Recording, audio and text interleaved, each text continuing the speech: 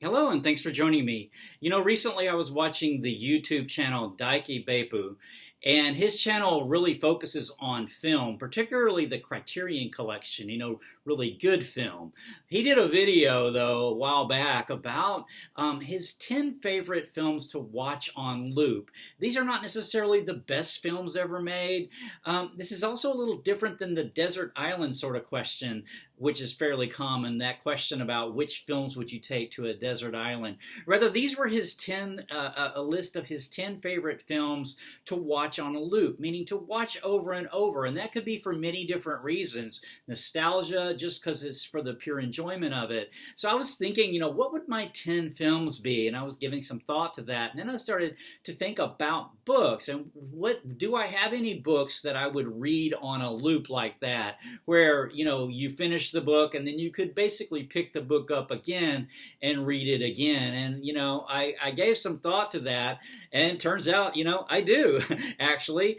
And I thought it'd be kind of fun to talk about that. Reading is a little different than films, though, so it's a greater time investment most of the time. And so to reread a book, especially in today's world, I think, where books are so plentiful, right? And in so many different formats. We have ebooks, we have physical books, we have an extensive used market on the internet readily available, new books coming out all the time, as well as audiobooks.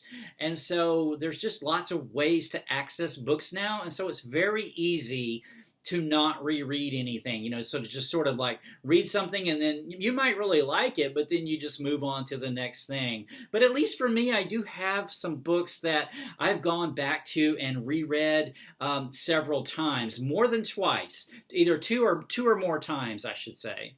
And so I created a list of 10. I actually was surprised when I was creating this list to find out I actually had more than 10 that I could put on this list, but I did narrow it down to 10. And so these are not in any particular order. Some of these I've chatted on my channel and some of them I haven't, so I will link to the chats down below for the ones that I have chatted. But let's jump into it. The first one I'm going to talk about is Hard-Boiled Wonderland and the End of the World by Haruki Murakami. I have read this already at least twice, and I just love this. This is the favorite of the Murakami novels that I've read, I believe. The story takes place, the odd number chapters are in the hard-boiled Wonderland, and then the even number chapters are at the end of the world. And this is just this great story about consciousness. The Hard-Boiled Wonderland, the narrator is a calcutech. I mean, he's a calculator, like he's works on like data. And then at the end of the world, he finds himself in a strange village where he's been separated from his shadow, and he can't leave this village. And he's a dreamer. They read dreams by accessing the skulls of unicorns. It's just very mysterious. It's just such a great adventure to go on. But ultimately, it's about consciousness and the subconscious, I think, and then identity. And so I just love reading this, and I could pick this up and start reading it again today. The second one I'm going to talk about is the Lord of the Rings trilogy. I'm counting this as one read. This is a folio edition of the Lord of the Rings trilogy. I don't actually currently own a set of the Lord of the Rings, but I would love to own this folio edition at some point in my life. But I thought I would just pull this graphic of the trilogy out. This is by J.R.R. Tolkien, of course, and I have read this several times. I love the films. The films themselves are a 9-hour or so commitment of time. The book's quite a bit longer, but worth it for me. I just love going on this journey through Middle Earth in the ring to rule them all. Frodo's quest to destroy the ring of evil, the ring of power, just never gets old to me. The films never get old to me, and the books never get old to me. So number 3 is Little Dorrit by Charles Dickens. I love this. This is probably maybe my favorite of the Charles Dickens novels, although there's some others in there too. But this one I could easily pick up and read again. I've already read it multiple times, but I love Little Dorrit. Amy Dorrit is a diminutive young woman who lives in the Marshalsea debtor's prison in 19th century London with her father, who's been there like 30 years. But this is just a great cast of Dickinson's characters, Charles Dickens characters. The Clennams, Arthur Clennam, returns back to find this mystery with his mysterious sort of mother, lives in this creaky old house with these weird servants, Mr. Flintwich and his wife, what's her name, Arbery?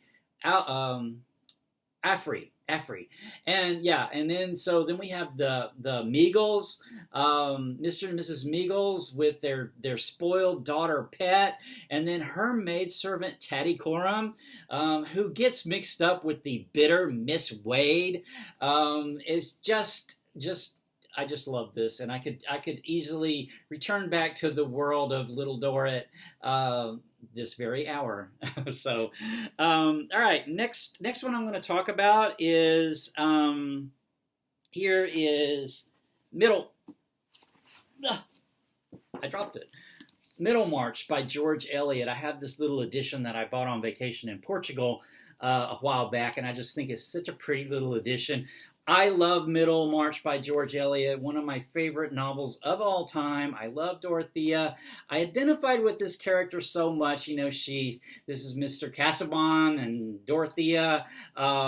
She finds out that love is not really what she thought. It's her figuring out sort of, I think, her place in the world. And I never get tired of Middlemarch by George Eliot. So next, let's talk about Star Maker by Olaf Stapledon. This is a work of science fiction written in the 1930s. It's just so philosophical, and it's about a man who is on a hillside one night, and his consciousness connects to the consciousness of another person and on another planet, a different species, and then through this connection they wind up connecting with all sorts of alien consciousnesses, one more alien than the next, ultimately to the point of the consciousness of nebula and stars, and it's just cosmic. It's just such a philosophical, beautiful sort of journey to go on around the galaxy. They eventually even try to tap into the consciousnesses of other galaxies. Just amazing book to me. Some cultures make it, some don't. It's very dangerous for consciousness, civilizations to survive. Just a lot in here, and I love reading this. I could pick this up today and read it again. Love it. All right. The next one is A Confederacy of Dunces. Oh, by the way, Star Maker I have chatted on my channel, so I'll link to that chat down below. And I've also chatted A Confederacy of Dunces by John Kennedy Toole, one of my favorite, most funny novels I've ever read. Takes place in New Orleans. It's just got a quirky cast of characters that takes place in and around New Orleans, mostly in New Orleans, and just a great adventure to go on, all about this guy, Ignatius, who just doesn't want to participate in the world. He in his valve gets upset very easily. He complains of an upset stomach if he's forced to engage with the world too much. But the cast of characters in here is just, it's laugh out loud funny. And I've read this several times, and every time I've read it, I've actually laughed out loud. So definitely worth reading again. I would pick that up again in a minute. All right, so the next one I'm going to talk about is, this one fell too, AD 381. This is a work of nonfiction. This is by Charles Freeman. I love this era, AD 381. This is the era when Christianity is taking over the thought environment of Western Europe, well, Eastern and Western Europe.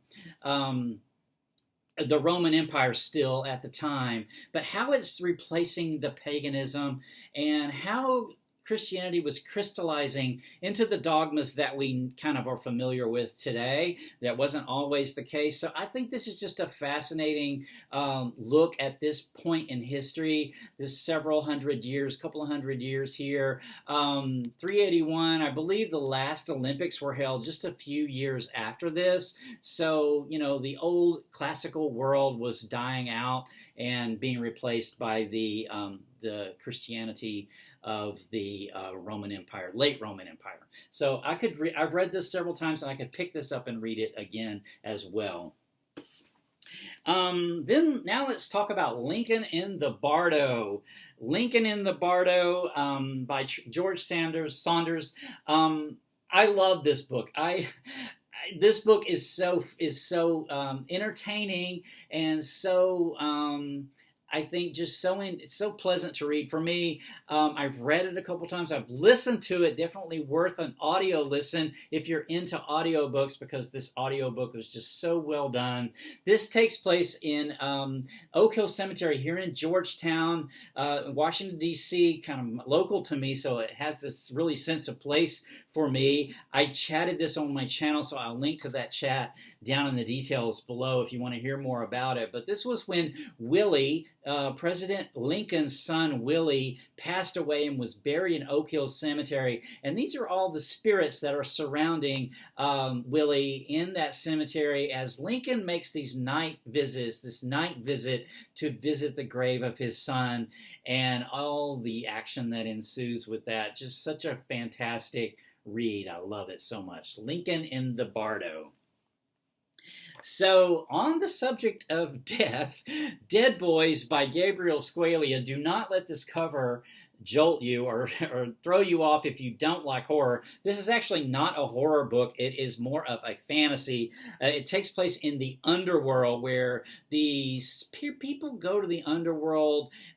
These people that wind up there have died in some sort of violent way, like through suicide, or we don't actually know. We gather some clues about how they might have died, but then they're in the river Lethe. You know, they cross this river into the sort of the underworld, and they lose their memory. So they don't remember their life on, you know, back here in the land of the living, but they all want to return here, and they want to also keep their bodies. They want to keep their bodies. So our main character is actually a taxidermist who works to keep people's flesh on their skeletons. But this is just a quest story that through the underworld that is so much fun. Some philosophical elements in here too, and I've read this a couple of times. Just love it, and really, it's due for a reread for me. Okay, so next let's talk about Cold Mountain. This is the 10th book. This book I actually did finish and almost immediately started reading again, and I have since read it. I think I've read this book about 4 times, and I've listened to it too. It's also got a great audio edition if you're into that. But I chatted this book on my channel. I will link to the details of the chat down in the details below. I'll link to the chat down in the details below. But Cold Mountain, love this story of going home. You know, this is Civil War era, and the main characters are Inman and Ada, and they're separated by the war, and Inman ultimately tries to, he deserts and starts this long walk back to his home in North Carolina.